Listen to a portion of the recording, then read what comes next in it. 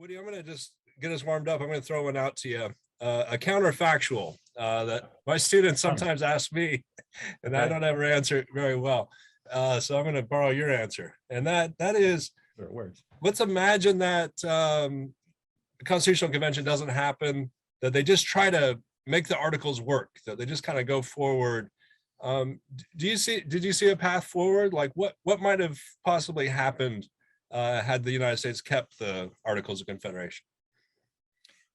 A whole lot of Native Americans would have who died prematurely would have lived and died of old age, and a whole lot of African Americans would not have been displaced from the upper South, places like Virginia and Maryland and North Carolina, to the lower South, like Alabama, where my wife is from, or Texas. That is, you needed that federal government to, it's hard to imagine a trail of tears without a federal government to enforce it. Georgia wanted that done, but this is one reason that Georgia ratified the Constitution so quickly. It was the first southern state to do so, and it did so unanimously, was it needed help against the Muskogee Indians, also known as the Creek Indians. So I'm deliberately answering your question in a way that not everybody would expect, because I think it's important to answer it from the perspective of lots of people. And it would have been not a wonderful thing, because the states were powerful enough to create real problems for Native Americans, and might have eventually driven the Creeks and Cherokees and Chickasaws and Choctaws, the main Southern Indians, out of their land, and then put slaves on that land. But it would have taken a lot longer. So from the standpoint of Native Americans and African Americans, the Constitution is a real disaster, and it sort of cuts into the profits. It slows the growth of the cotton, of the whole cotton economy, and so forth. I don't think that a lot of people warned during the debate of the Constitution, hey, if we don't unite, then France or Spain or Britain will take us over.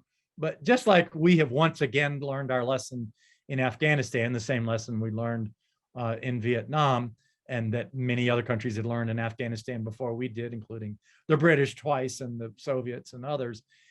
The British had really burned their fingers here. They weren't coming. Yes, we had the War of 1812, but that was not really an effort to reconquer the United States. They knew better.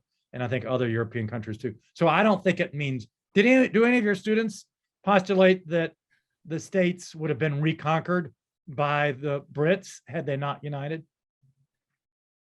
No, but I guess if you carry out the thought experiment, that's one way that it leads, that, possibly some foreign power might have taken over part of the United States. So yeah, that's a possibility. Yeah. Where it really comes up for me, this is going, well, it's interesting to try to imagine the Civil War. I'm not sure you would have had the Civil War if you'd continued to have state sovereignty. So then that's a very scary thought, that you could still have slavery in as late, they still had slaves in Brazil and Cuba for decades after we did. And so, anything that extends slavery even longer is something we have to see as really horrible. But even if you could imagine that slavery went away of its own accord, I'm not sure it would. And of course, it's hard for us to imagine there being slaves now, but it's not impossible to imagine that. But who could have taken over the un-United States would have been Hitler. And I think the U.S. really comes into its own in 1941, because if it hadn't been for us, I think Hitler would have conquered Europe. So anyway, yeah, if you're gonna play counterfactual, I'm going to go all the way to the 20th century. We could do this. We could do this all night, which I love. We had a great question come in from Melissa, and she asks, how did the Articles of Confederation impact foreign trade versus the Constitution? That's another big one. I'm really glad you asked that, because I didn't have the time. I didn't feel like I had the time to talk about that. I'm going to answer. Is it Melissa was asking a question? I'm going to answer your question by starting off answering your question with a question of my own that I always trip my own students up, and you can too. How many American colonies did Britain have in 1776? You'll need all your fingers and all your toes, and then three other appendages of your choice, because no, six other, sorry, because there were 26 British American colonies in 1776. The 13 that we all know, plus Prince Edward Island, as in Anne of Green Gables, and Quebec, and Nova Scotia, and the Bahamas. There were two Floridas in those days, as if one wasn't enough, and the Bahamas and Bermuda.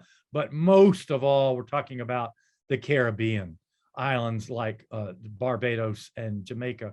And the reason I mention them is to give you perhaps another surprise. Yeah, let me give you another trick question real quick. Since I didn't get to commerce, I'm getting to commerce now. What's the number one crop produced by the British American colonies and exported to both Britain and to the other parts of the world? If we count up all their exports, what's their number one export? Does anybody know? Anybody want to guess on the chat or raise your hand? Yeah. Ken, you want to jump in? Sugarcane or sugar? You were supposed to give the wrong answer. Tobacco. Is it tobacco? You know too much, because mine didn't. First they say cotton, and there was hardly any cotton in 1776. But then they say tobacco, because that was the biggest one from the North American colonies. But the sugar cane trade from Barbados, Jamaica, and then smaller islands in the Caribbean absolutely dwarfed even tobacco, the biggest North American export. And the reason I mention that is that after the war was one of the reasons for the Revolutionary War was, in a nutshell, the colonies, the 13 colonies that we all know about, wanted to trade with the place that we now call Haiti, Saint-Domingue, and the Dominican, what's now called the Dominican Republic, and Cuba, and Puerto Rico, which were both Spanish territories. The British didn't want the North American colonies trading with the enemy, which they literally were, of course, in many wars, France and Spain. Well, after the Revolutionary War, hey, hooray, North Americans, now citizens of the United States, you're allowed to trade with Haiti and Dominican Republic, to use the modern names, Cuba, Puerto Rico, and so forth. But you're not allowed to trade with Jamaica and Barbados anymore, at least not in your ships. And that's where the real money is in moving the stuff. That's going to all happen in British ships. And the colonies were not able to force Britain to allow American ships into their ports. A lot of them snuck in. They'd pretend they were sinking. Oh, we're sinking. We have to quickly take refuge in Kingston, Jamaica, and then unload all of their cargo and load up with sugarcane. And I'm also glad, by the way, that you said sugarcane, because what's the main thing that sugarcane became? And it ain't sugar. Go ahead. Rum, absolutely. That's the real money. It's amazing how many of these slave-grown commodities that were the lifeblood of the American colonies, British as well as French and Spanish. It's amazing how many of them were addictive.